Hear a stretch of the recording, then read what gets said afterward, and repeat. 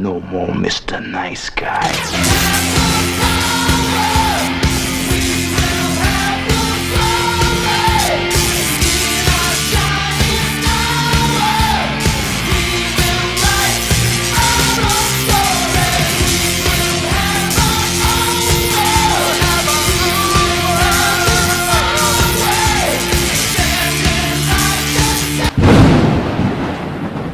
Hey guys, the Explorer 4 here. Welcome back to some more reviews, and welcome to my review on the 1977 horror film, Rabid.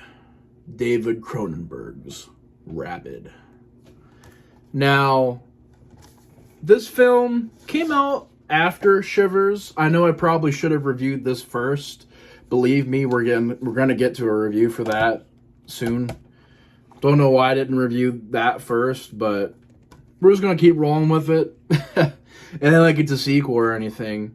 But this came out a little bit after Shivers. And Shivers was really the first movie. I know he made one movie before that. I can't remember what the name of it is right now.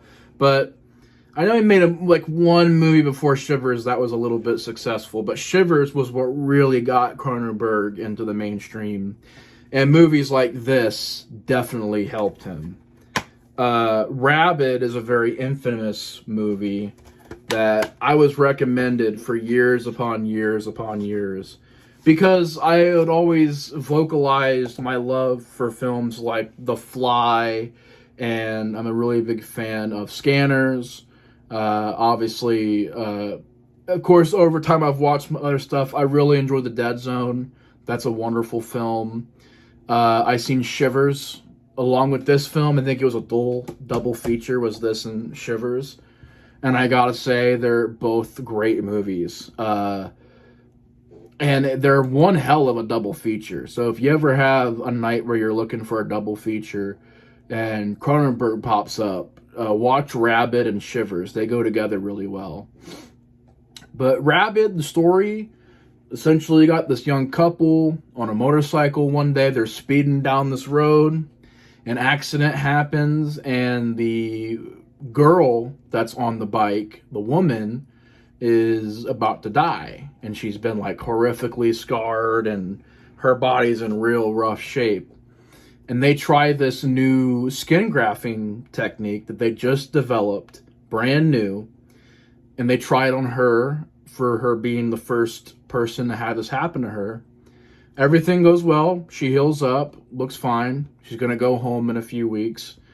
And she realizes that something's wrong. Something's off. And she begins to infect people. And how she does it is she has this hole sort of in like her armpit area. And so whenever she grabs people, and either for a hug or whatever, she releases this like little needle into them that injects them with this sort of wicked psychedelic type of virus. It's a really wicked idea, really out there, definitely Cronenberg, but it infects these people and they become zombies, they become like the crazies almost. And she's just going from place to place, doesn't realize that she's starting this apocalypse, doesn't even realize it. Meanwhile, her boyfriend is trying to track her down throughout the movie. He's working with this detective to try and see where he can figure out where she's at. And meanwhile, you have this really crazy outbreak happening. So you're almost getting two movies in one. You're getting the body horror aspect where this girl is just infecting people. And you have a lot of weird sexual tension in these scenes. And so you got that going on, but then you also have a bit of a outbreak movie where there's this virus outbreak and people are going crazy and killing each other and stuff. So it gets pretty nuts. Now to get into this movie, I don't think I enjoyed it as much as other people did. I do really enjoy the movie, but I know some people say this is Cronenberg's peak movie. This is his best work as Rabid. This is the movie you go to. I lean more towards Shivers. Like with Shivers, I'm on board with everybody else. Like Shivers to me is one of the greatest horror films out there. It's so creepy and so uncomfortable. Here, it has its moments. I think with Rabid, the thing is, Marilyn Chambers is okay in this movie as our lead. Rose, she's okay. Frank Moore, I want to say, does he play the boyfriend? I think he does. He's okay as well. I'm not a big fan of these characters.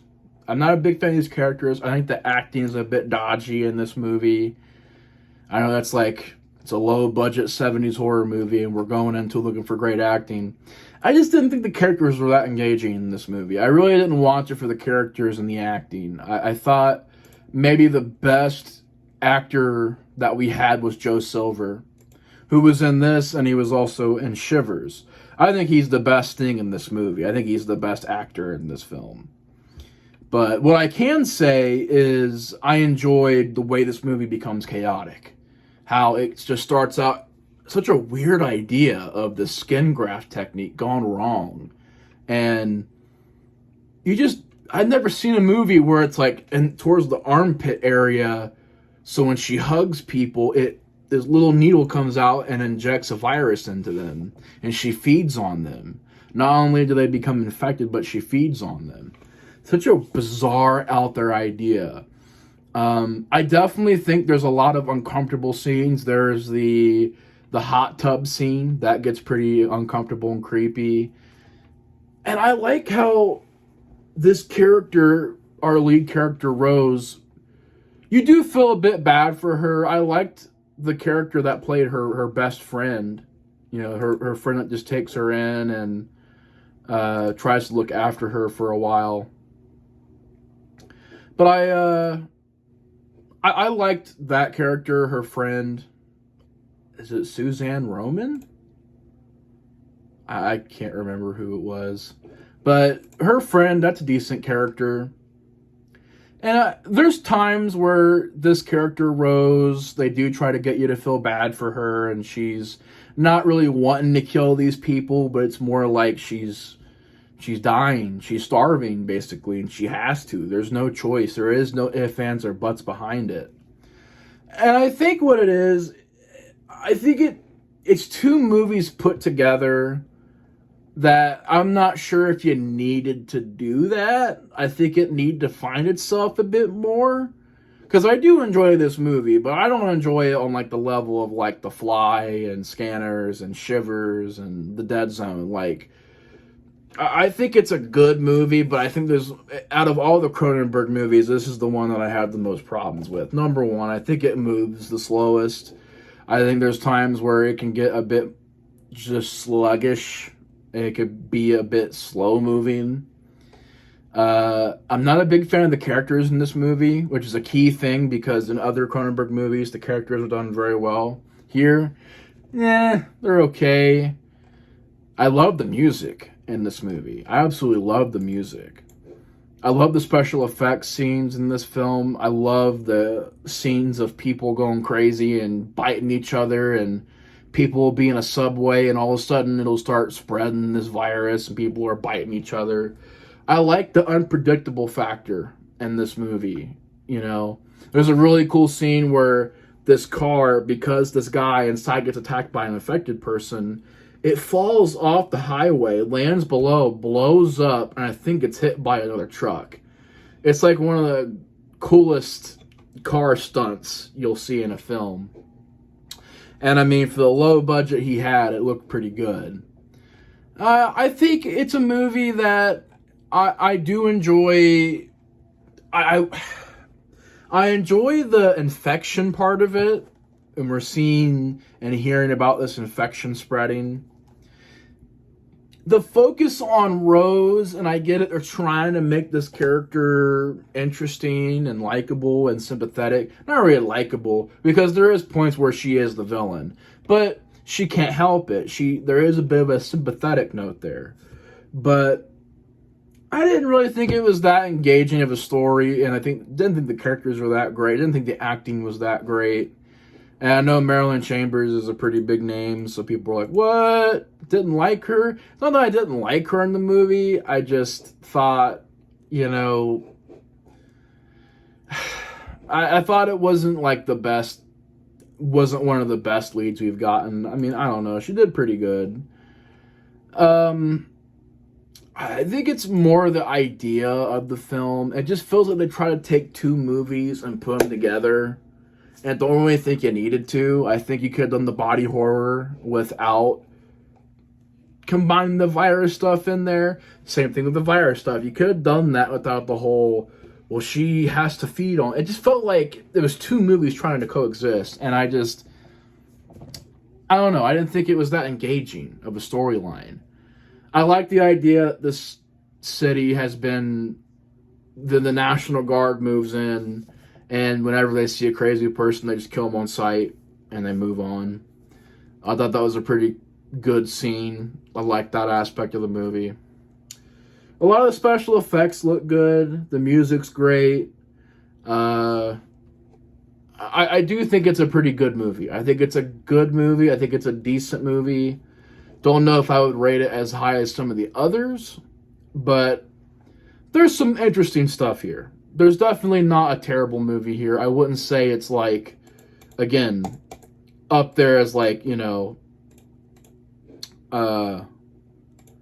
like top favorites, but it's definitely not a bad movie. I think what saves the movie is the concept and the idea and the way that Cronenberg directs these apocalypse scenes and how it all breaks out. I think that's what really saved this movie, was the concept, the idea, the music, the effects, the craziness of it. And it's definitely got some Cronenberg aspects, but I don't know. I think this one, probably a 3 out of 5 or a 3.5 out of 5. It's decent, has some problems here and there, but a not too shabby of a film. Rabid. Didn't mind it. But yeah, kind of a short review on Rabid, but that's kind of all I got for the movie. I think it's decent overall, but yeah, I don't really got much else to say. It's decent, it's passable, it's fairly good. I think I like Shivers a lot more, though. That review, I have a lot more to say. But anyways, y'all, that's my quick review for Cronenberg's Rabid. If you have seen the film, comment down below your guys' thoughts on it. But anyways, thank you guys so much for watching the quick review. Take care, and the Explorer of Horror is out. Peace.